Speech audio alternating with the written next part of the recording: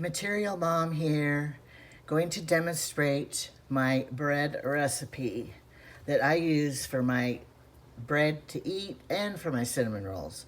I've tried many recipes, and to me, in my altitude, which is 6,000 feet, and in my way of doing it, this is the best recipe. All right, I have already mixed my yeast, my 2 cups of water, my sugar. I only use 2 tablespoons of sugar at first, and my 1.5 tablespoons of yeast in this bowl, and I allow it to foam. Now, when it says 2 cups of warm water, they're lying to you. It needs to be on the hot side, not hot to burn. You can hold your fingers under the water the whole time. It's not hot enough to have to remove it, but it isn't warm water, it's hotter. Okay, so see how it's all foaming? That means it's alive. If it doesn't foam, then you've killed your yeast, which I did a couple of times in my early days. I love my KitchenAid. If I didn't have it, I would cry. Okay, well, I did have one break, and I bought another one. I'm adding the rest of my 2/3 cup sugar, which I have put 1.5 teaspoons of salt in it. And here's my 1/4 cup oil.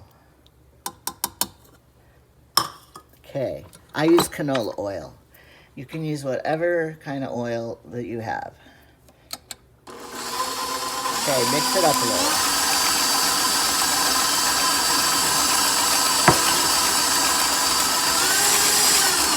All right, that's good enough. Now, it takes 6 cups of flour, but I don't usually use quite 6 cups. They say to add it 1 at a time, but I always put 2 in at first because the liquid can handle it. You start out little so it won't splash all over, which I've done maybe 125 times. Okay, speed it up a little.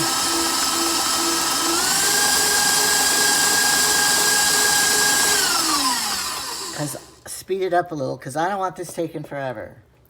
Okay, 3 cups.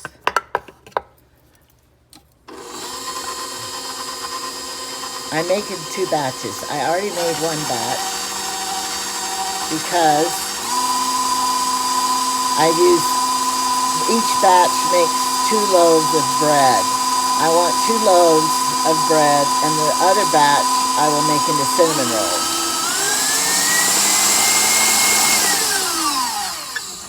All right, now, that's 3 cups of flour. I'm taking off the beater bar. And now I use my bread hook, which I've told you I used it. I've already made 1 batch, so there's some bread on this already, so don't get alarmed. I do wash it every time. All right, and then I'm gonna add another cup.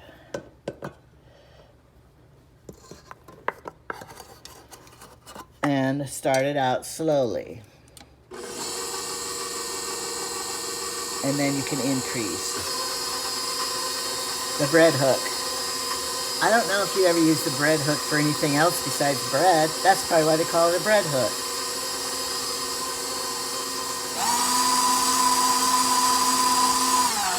Almost exploded it.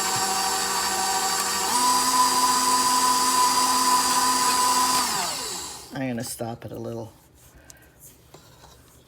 That's why I leave the beaters in as long as possible, because the bread hook is just for kneading. It doesn't mix very good.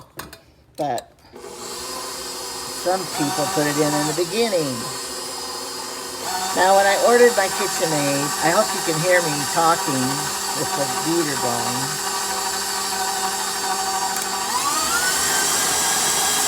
See how it's sticking to the pan? That's how you know you need more flour. When I ordered my KitchenAid, I wanted a copper one off of Amazon, and so I ordered a copper one because my kitchen is copper pans and stuff. That would be beautiful. And what came? This one. And I didn't want to send it back and mess with everything, So I just dealt with it. But every time I use it, I think of the copper one. It's a professional 6000. And I like it the best. I like the size of the bowl. And I got it pretty cheap, $350. All right. The old-fashioned people did this by hand, mixing it. Your fingernails would be ruined. That's why they didn't have them. Okay. We're in a hurry. We don't want it to take forever. So beat it, beat it.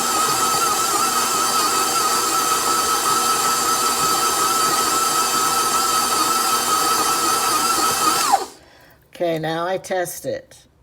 I don't like it too stiff. See, it's still kind of sticky.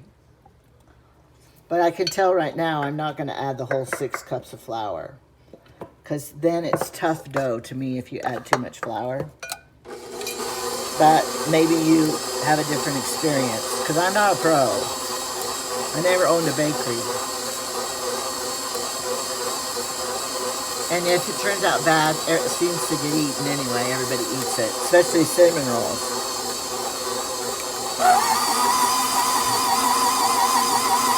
Okay, then I beat it to heck.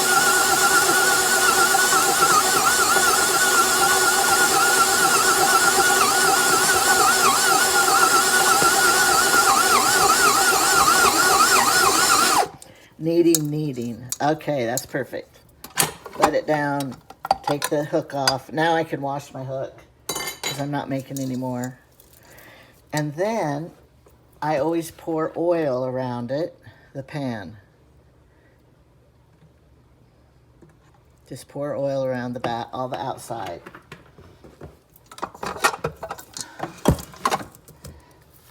And then I do this. It feels good.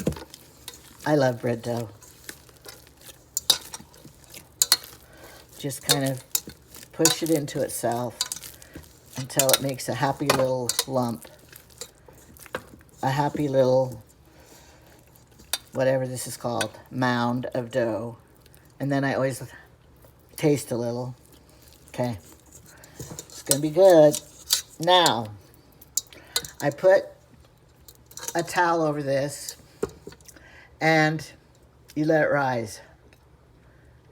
Now I let it rise till it gets up to here.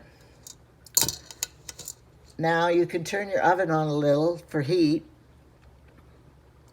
but in step 2 I'm going to show you. This you would divide after it rises, punch it down, divide into 2 and have 2 loaves. But I'm going to do cinnamon rolls. So part 2 is I'm going to show you how my cinnamon roll trick. So stay tuned.